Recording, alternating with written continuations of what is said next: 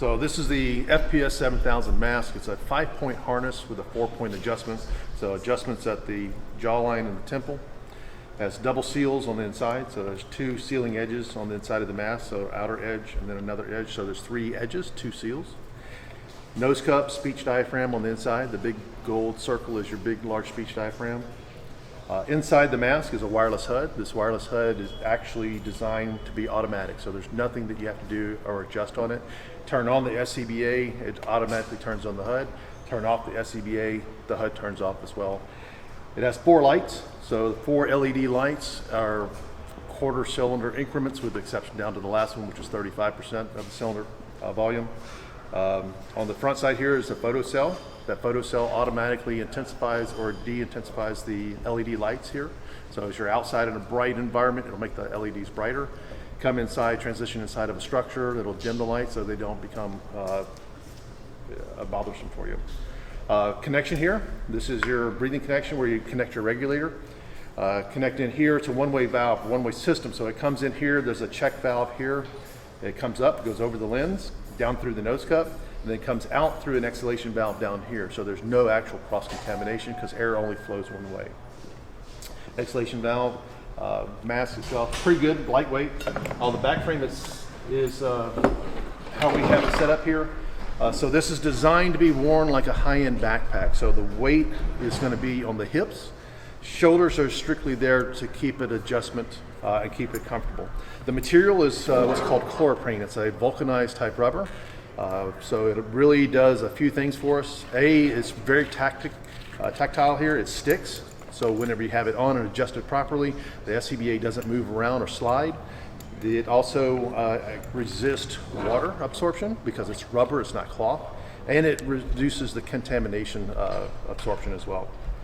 So gauge, pneumatic hose, your first day or your second stage pressure gauge is here. 2 connections here on our mask and our regulator. So when we connect here, you have to actually press both of these buttons to release. You don't have to do anything to connect it. So connecting, just press. It also doesn't index. It doesn't have to have a particular place where it starts. You can put it in any orientation. This also rotates 360 degrees, so you can really do a lot of different things with this. The button here is your bypass. So bypass, if the 2 red dots are aligned, that is normal operating mode. First breath activation, right? So you take a breath, it gives you air, you stop, it stops. If for some reason something were to not work properly or you get some debris in there, if you wanted to go into bypass, you actually push in, quarter turn towards the user, and that puts it into bypass or bypassing that mechanism. Push it in, rotate back out, dots are aligned, we're back to normal operating mode. If at any point you actually just want an extra air, blast of air, all you have to do is press the button. Press the button will give you a blast of air. So that is your bypass. The green button here is your air shutoff. So getting ready to doff my regulator, doff my mask, I will reach up here, press my doffing button, and then double and release. Shoulder holder here is actually approved in either the shoulder or the waist pad, or both. We have some agencies that will put it on both places because each individual user has a personal preference. On the back frame, we already talked about the harness material and how it's designed as a high-end backpack type to do the weight distribution on the lower lumbar. But on the top side here actually is an adjustment too, small, medium, large. So this would be the small position.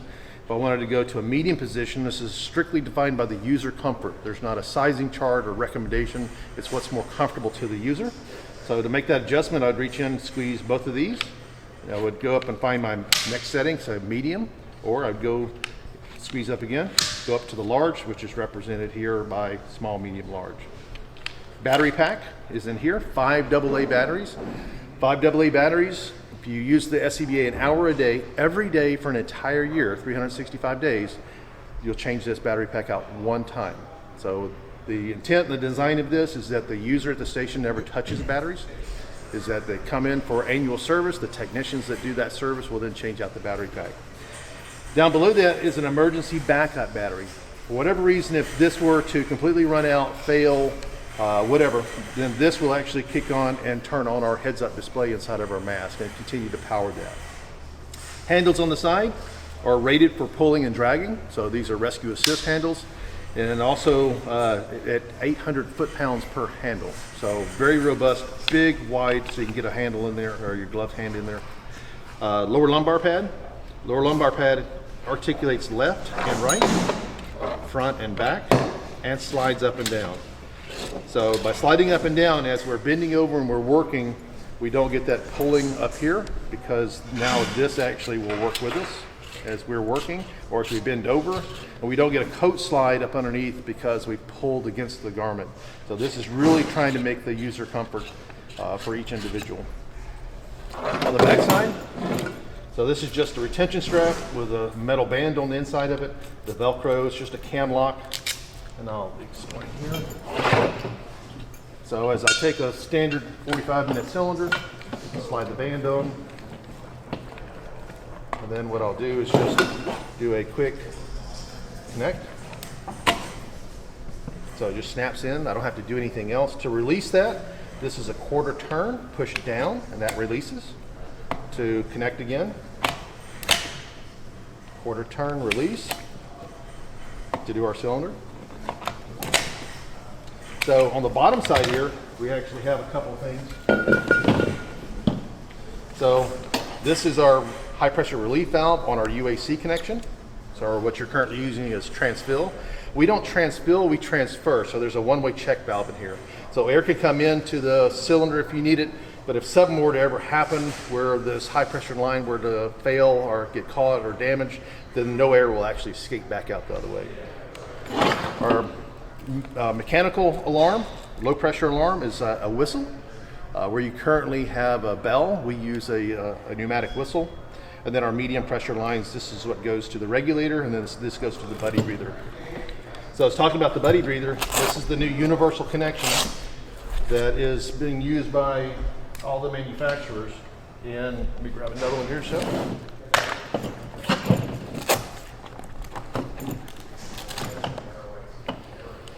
So male, female on both.